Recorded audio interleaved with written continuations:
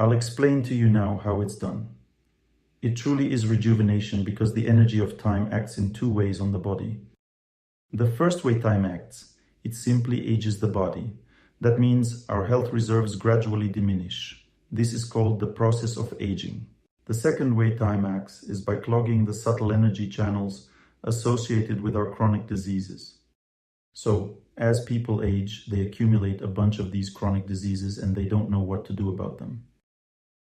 This type of aging, which is caused by the clogging of subtle energy channels, can be easily overcome. Not easily, of course. I'll tell you now how to do it.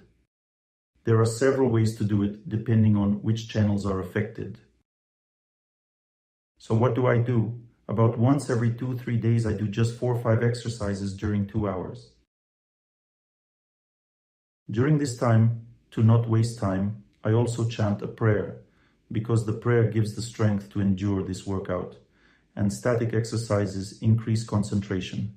As a result, one thing complements the other. So, I keep a certain stationary position of the body, listening to the voice of the mentor, tuning into it, and together with him, I repeat the prayer.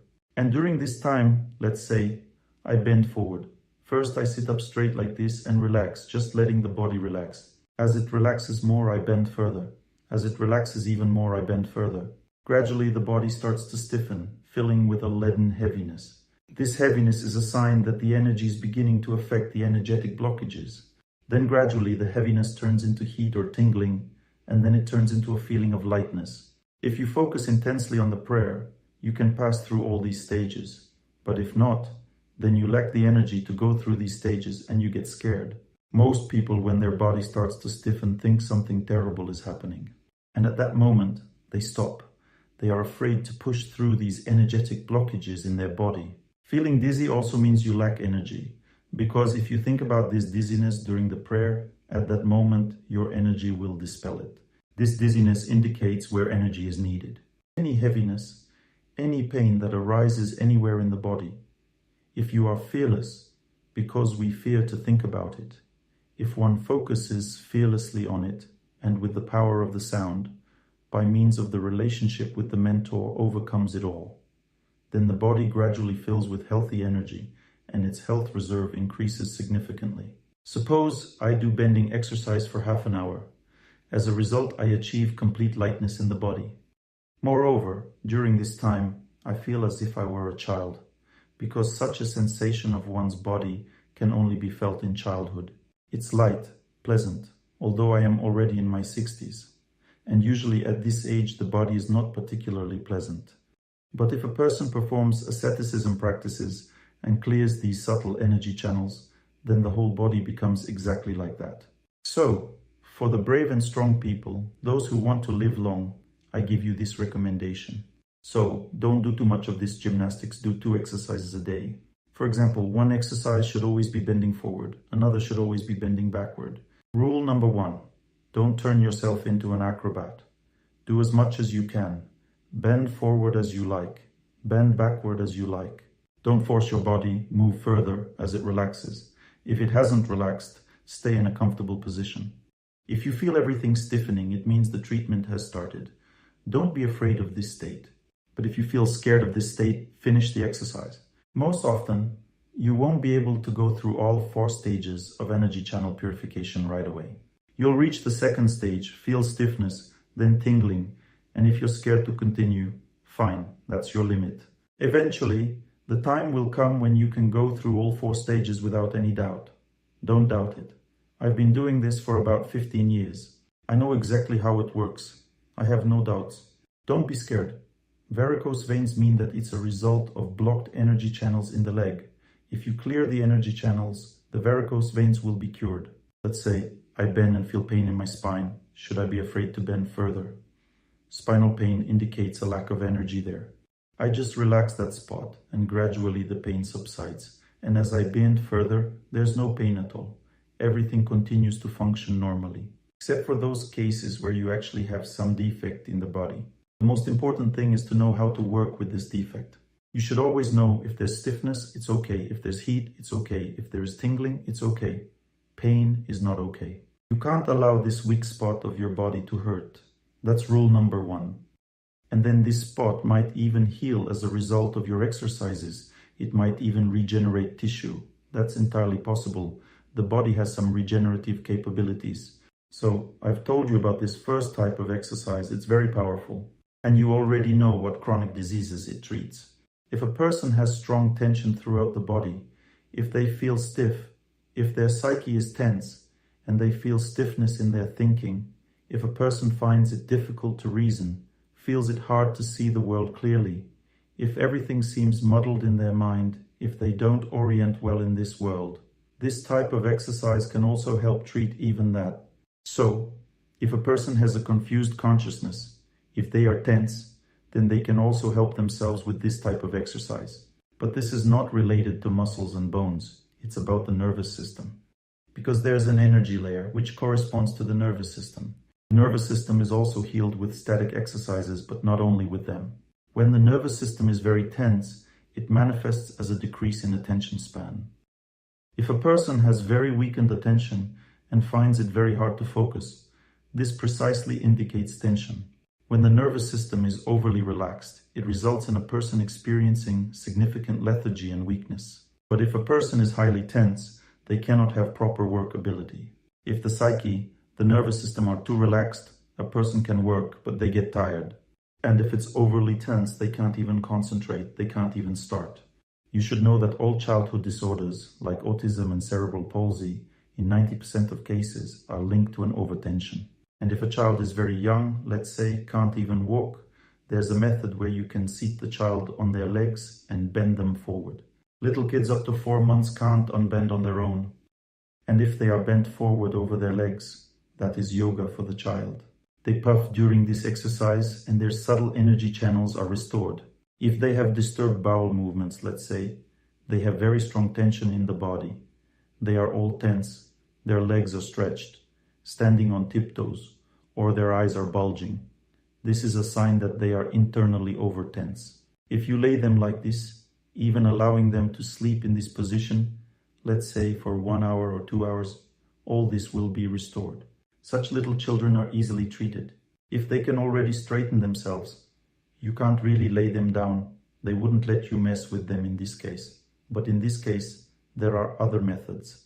For example, if you hold a child by the arms and they just hang there, this is also static exercise. And you can relax the child this way if they hang on your arms. If they are trained, they can also hang upside down for some time. And such hanging exercises also relax a person. Just like static exercises, it's like yoga for children. In other words, children can thus be treated using stationary body positions if you find a way to do this for a child. You will be treating them from overtension. And for cerebral palsy and autism, this is the best method of treatment.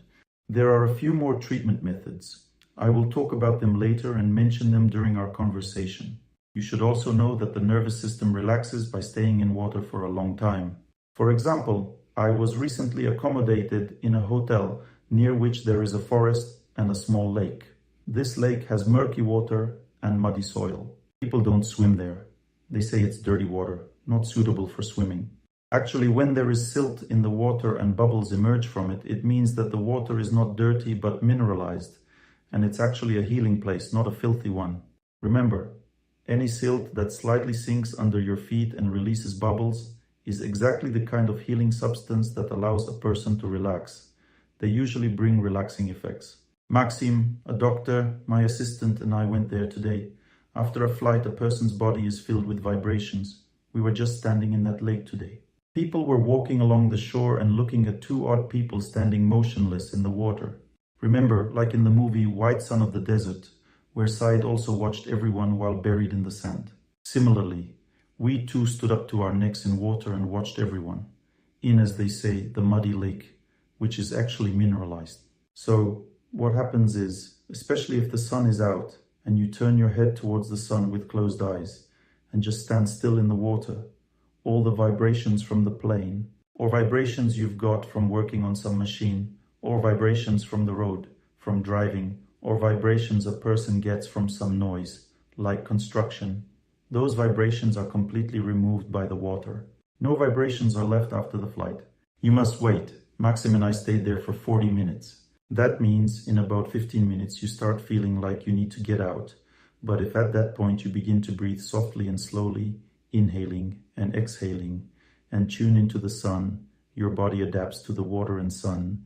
This exchange starts, and gradually all these energy layers from the first to the fifth are freed from vibrations. And then the body becomes young and joyful, like that of a youth. Overall, it should be known that as people age, they need such hydrotherapy. Every person does.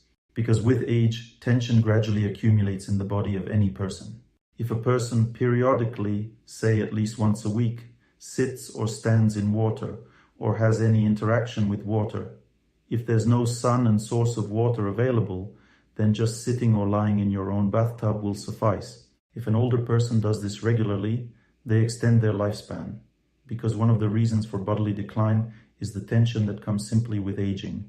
If an aged person feels stiff, it means they should go and do these static exercises or lie down in a bathtub. By the way, a bath does not replace static exercises, because a bath only relieves the bodily tension not associated with movement. For example, if someone is stiff, this stiffness limits their mobility. A bath doesn't increase mobility, it relieves tension, but only static tension. If a person has dynamic tension and can't bend forward, they need to do a bending exercise in order to correct this. If they just lie in a bath, they'll be relaxed and live longer, but it begs the question, in what condition? If one likes to live without being able to bend, then there's no problem, they will live upright. In other words, a bath does not replace static exercises, but it still extends life, because it removes the tension that accumulates in the body with age. I wanted to clarify about the technique of static exercise. So one should bend as much as the body allows, right? Yes, exactly, absolutely. Yes, and then just wait. And even if your body bends forward, reaching your toes, grab the toes and just relax like that, and that's it. Even if you feel like you don't need to bend any further, your body can bend perfectly. Know that in 40 minutes, your subtle body will be cleansed. Because it's important to understand, it's crucial that the person remains motionless. Moreover, when there's an Orthodox service, I myself experienced this in the temple. When I tried to get acquainted with this spiritual tradition, I used to go there, learned everything. I stood through the night vigils, and I observed this method and how people extend their lives by simply standing at a religious service. Interestingly, I tried to move, and a woman came up to me and said, "Don't move, it will be easier for you." She knew everything, like a born yogi. Words may vary, but the methods are the same for people, no matter what religious tradition they have. Undoubtedly, a stationary body position extends life expectancy. In different spiritual traditions, it's called by different names, but it's essentially the same thing, especially if accompanied by a religious service or prayer. A person stands motionless during a religious service for an hour. What happens? One is rejuvenated. If one is focused, stays motionless and calm. If one starts to fidget, move like this, then this gradual flow of cleansing energy through the body is disrupted. It's destroyed by restlessness of the mind. If the person is calm and does not move, they absorb spiritual energy, gradually cleansing themselves of chronic diseases. And in doing so, their body goes through all 4 stages. First it feels okay, then everything stiffens. Then heat or tingling can be felt. More precisely, first heat, then tingling, and then lightness appears. Raise your hand, those of you who already do this. Do you agree with everything I said? Or do you have something to add? A question? Well, ask it. During static exercise, my back hurts a lot. If something starts to hurt a lot, if you feel really nauseous, something hurts, it indicates just one thing. First of all, you lack concentration on the prayer. Secondly, you lack relaxation. So, if I tense up very much and bend forward, it will mean the destruction of my body. You shouldn't stand or lie down being tense. For example, if I stood up, simply stood, would I be tense or not? Some people say, of course I stand and I'm tense. It's true. You stand, and it tenses you. That indicates the volume of work. Now focus on the sound and start relaxing. Do not move, and you will see that the issue of tension is a matter of your concentration. If you are focused correctly, you will gradually relax more and more. That's it. I also use this technique along with you, for you not to get tired for 3 hours. That's my secret. If I share this secret, I'll be criticized all over. But I can demonstrate it to you now if you'd like. Just sit up straight, relax. Sit up straight and relax. Look at me. I will now make your body feel lighter with my breathing. This isn't hypnosis. It's simply our interaction. And I know how to do it. And then you'll understand how to do it yourselves. I won't say anything now, just gathering some data. Raise your hand if you feel lightness in your body. Who felt heaviness? 2 people. Who didn't feel anything? Those who didn't engage. That's normal. Now relax. And I have a question for you. Who thinks it got hotter in the hall? Raise your hand. Your subtle body is now tense. The process has begun. Who thinks it got very cool instead? Your energy channels have been cleared. See, something in the hall has changed, right? The energy of your perception of what's happening here. And the overall energy of the whole has changed. Who thinks it got calmer? Everyone thinks so. That's what we've done now. When this calmness penetrates the whole, then a person can comfortably sit for 3 hours without any difficulties. It is simply a certain type of world perception, a way of thinking, which can be introduced in a lecture and make it so that people simply don't get tired. It's possible. It just needs to be understood how it happens in the consciousness. In the same way in consciousness, one can tune into relaxing in a stationary body position. It's the same method of thinking. It's the thinking of calm stillness, meaning a thinking process in which a person stops the hustle. This stopping of hustle is the opportunity to defeat one's aging, in this case, to reduce tension in the parts of the subtle energy body and psyche that are tense. What gets tense in the body? The muscular system, the skeletal system, and the nervous system. That's it. These 3 layers. So, we treat these 3 layers with yoga or static gymnastics or stillness of consciousness. Call it what you will. It could be a night vigil. That is your business, your life. Let's move on. Dr. Torsunov, can I ask about the bending backwards exercise? Bending backwards? Look, it's very simple. You kneel down and just lean back, and that's all, do nothing else. If you can do more, you might try to do a bridge on your head like this, or even on your hands. But it's enough to just lie back and stay like that on your knees. Even this is not easy for many people. Kneel and then lean back. Knees tucked under you. You kneel first and then just lie on your back without changing anything. It's not necessary to lie back acrobatically. Just sit on your buttocks first, then support yourself with your hands from behind and lie back like that. Do it gently, carefully, slowly. No need to rush. It's not a simple exercise. Start with 2 exercises. Sit with your legs extended forward and bend forward. Keep your legs as you can at first. Then they will be as they should be. Now mine lie flat already. After 30 minutes. At first, they are bent at the knees because the body is all tense. Then gradually everything relaxes. I bend completely and my legs are straight. What if my legs cramp? And at night too? If it causes cramps, just bend a bit less. If you did it too intensely and legs started cramping, just ease up a bit and it won't cramp. This means you should still be doing this exercise instead of doing nothing at all. This very tension is what ages your body. Cramps mean exactly this tension in the nervous system. It might also be related to your muscles, so there could be a combination of issues. But from what I see in you, it's the tension of the nervous system from intense mental effort. It starts in your head. This tension then moves to your legs at night, because that's when you should be relaxing, and it all comes out.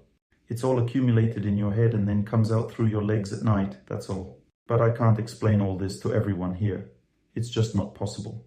I just demonstrated with this example that the concept is understandable. Also, bending backwards. I do it for 40 minutes. For you, it might vary from 20 minutes to 50. The goal is complete relaxation. The younger the person, the shorter the time. Maxim does the same in an hour. It takes me 2 hours, but I'm 20 years older than him, so the time is understandably twice as long. Let's move on, my friends. You mentioned we should also pray during this time. Praying means drawing energy. Look, there are 2 options. The first option, if you can't chant the prayers because you're thinking about your body, it's too hard. Then listen to someone else pray. But ideally, the best way is to chant yourself and listen to the prayer while doing the exercises. You simply repeat after the person who prays. Because when you chant, you engage your intelligence. And intelligence controls volitional functions. If you don't engage your intelligence, you can't endure all this. You'll abandon the exercise because it's too hard. If you engage your intelligence, listen, and pray, everything comes together. Intelligence works powerfully. You can control yourself and do it all. You know what's the hardest part? In all this exercise, the hardest part is making yourself start. That's why I have a rule I've followed for many years. I tell myself, I'll just sit a little and do nothing. I sit down and then just do it. About prayer. If you don't have any, repeat, I wish everyone happiness. If you do, chant your prayer. Can I use a mantra? Yes, if it's a prayer, a mantra. Man means mind, tra means victory. So a mantra is victory over the mind. The word mantra is translated as victory over the mind. Mantras vary.